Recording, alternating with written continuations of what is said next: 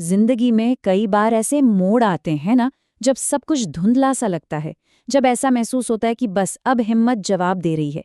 यही वो पल होते हैं जब हमें सबसे ज्यादा ताकत चाहिए होती है। तो आज हम निराशा की इन्हीं पलों से बाहर निकलने के लिए एक बहुत ही गहरे ज्ञान को समझेंगे। कभी ऐसा महसूस हुआ है जब लगता है कि सारी मेहनत बेकार चली गई, या जब दुख और निराशा मन पर हावी हो जाती है? ये बहुत ही नॉर्मल फीलिंग है, और याद रखिए, ऐसा महसूस करने वाले हम अकेले नहीं हैं। ऐसे मुश्किल वक्त से निकलने के लिए ना एक बहुत ही सिंपल सा लेकिन पावरफुल फ्रेमवर्क है। ये 3 खास विचारों पर टिका है जो हमें अंधेरे में भी एक रोशनी दिखाते हैं। और ये ज्ञान हमें सीधे श्री कृष्ण से मिलता है। उनकी सिखाई हुई ये 3 बातें हमें याद दिलाती हैं कि कितनी भी मुश्किल क्यों ना हो, उम्मीद की एक किरण हमेशा होती है। चलिए इन 3 जीवन बदलने वाली बातों को एक एक करके समझते हैं। तो सबसे पहली बात, असफलता यानी फेलियर का असली मतलब क्या है?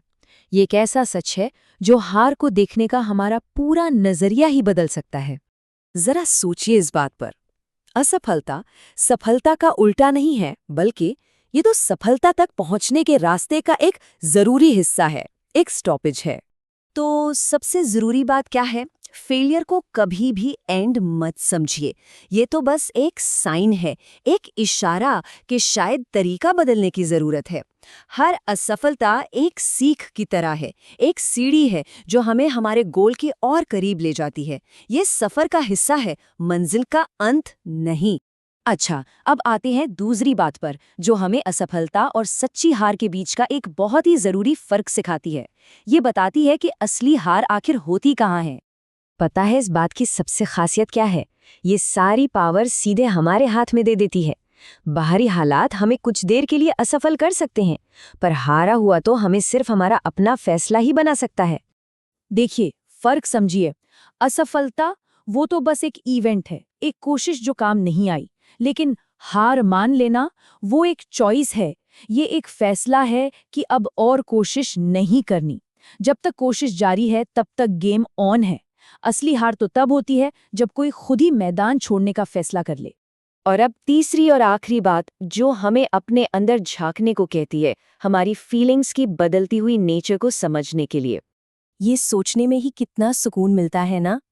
दुख, निराशा, हार जाने की फीलिंग, ये सब बहुत पावरफुल इमोशंस हो सकते हैं, पर ये परमानेंट नहीं है। ये तो बिन बुलाए मेहमान की तरह है, जो कुछ देर रहते हैं और फिर चले जाते हैं। इन फीलिंग्स को ना आसमान में तैरते बादलों की तरह समझिए। वो कुछ देर के लिए सूरज को ढक सकते हैं, पर हमेशा के लिए वहां नहीं रहते। हवा चलती है, बादल छट जाते हैं और मन का आसमान फिर से साफ हो जाता है।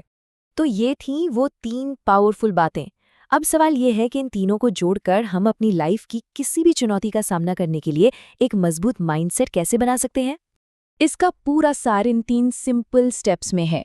पहला, असफलता को स्वीकार करो, मानो कि ये सीखने का एक हिस्सा है।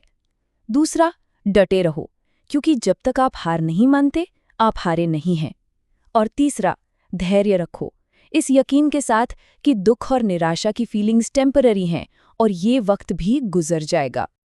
तो आखिर में बस एक सवाल, जरा सोचिए, अगर इस नजरिए को आज से इसी पल से अपना लिया जाए तो ये आने वाली मुश्किलों को देखने, महसूस करने और उनसे निपटने के तरीके में क्या बदलाव ला सकता है? सोचिएगा जरूर।